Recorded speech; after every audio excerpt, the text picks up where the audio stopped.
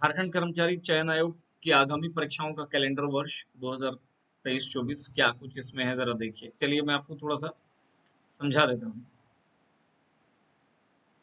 जैसे सबसे पहले यहाँ दिया हुआ है परीक्षा का नाम, है ना। फिर यहाँ पे परीक्षा की प्रणाली किस मोड में होगा, कंप्यूटर बेस्ड होगा या ओएमआर शीट बेस्ड होगा, या इसके अलावा अ, विज्ञापन प्रकाशन की संभावित तिथि दिया हुआ है, परीक्षा कब होगा ये भी दिया हुआ है, और आपको रिजल्ट कब मिलेगा ये भी दिया हुआ है। ये सारी चीजें आपको दी हुई हैं। चलिए मैं देखिए मैं आपको बता दूं पहले ही, ये जो कैलेंडर जारी किया गया इसके अकॉर्डिंगली आपके क्या कुछ आपको करना चाहिए, मतलब इसका निहितार्थ क्या है उस पर भी मैं आपके साथ चर्चा करूंगा। तो सबसे पहले ये देखिए, सबसे पहले जो पहले नंबर पे है वो है प्रयोगशाला सहायक यानी लैब असिस्टेंट। तो लैब असिस्टेंट वाले का जो कंप्यूटर बेस्ड होगा, और ये परीक्षा आयोजन कब से कब होगा, तो 27/7 से लेकर के 12/8/2023 तक निर्धारित किया गया, मतलब ऑलरेडी ये हो रहा है। क्या समझे मेरी बात? 27/7 से 12/8, 8 मतलब,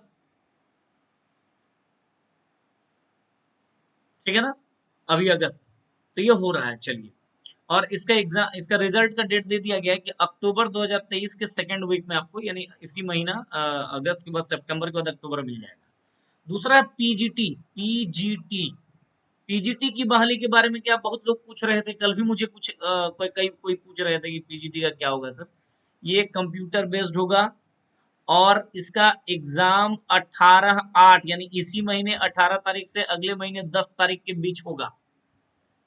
समझ में आ रही बात? यानी एकदम तैयार हो जाइए, दिन रात एक कर दीजिए, नवंबर 2023 के फर्स्ट वीक में रिजल्ट आपको मिल जाएगा।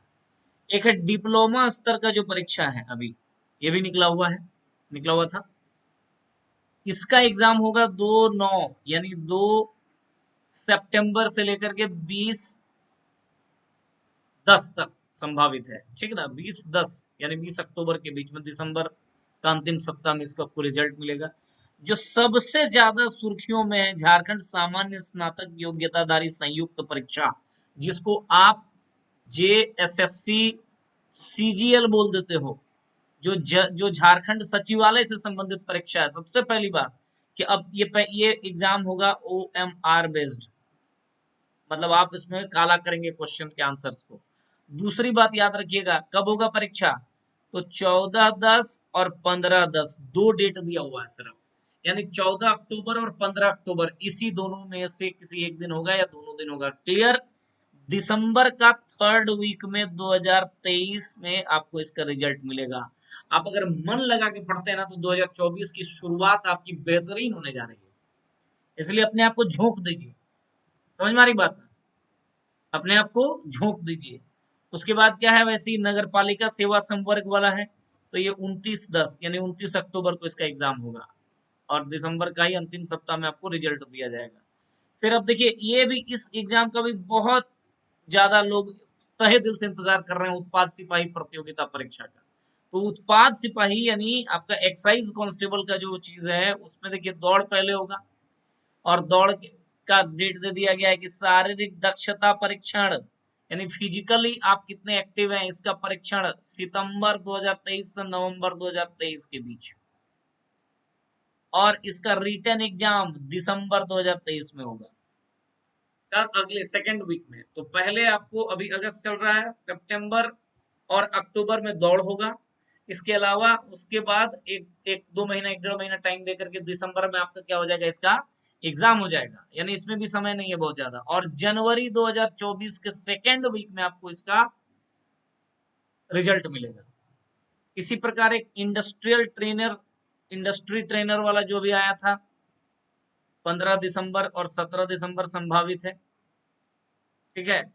ये याद रखिएगा, जनवरी 24 में इसका भी आ जाएगा। मैट्रिक स्तरीय परीक्षा बहुत लोग भरे हैं मैट्रिक लेवल का, तो मैट्रिक लेवल के जो परीक्षा भरे हैं उनके बारे में बता दूं, ये 28 अक्टूबर को इसका परीक्षा का संभावित तिथि है, और जनवरी 2024 को प्रथम सप्ताह में क्या हो जाएगा, इसका रिजल्ट आएगा। इसी प्रकार यहाँ पे आप दे रहा है झारखंड जो प्राइमरी जो ट्रेन टीचर होंगे, प्रारंभिक प्रशिक्षित, अच्छा, ठीक ना।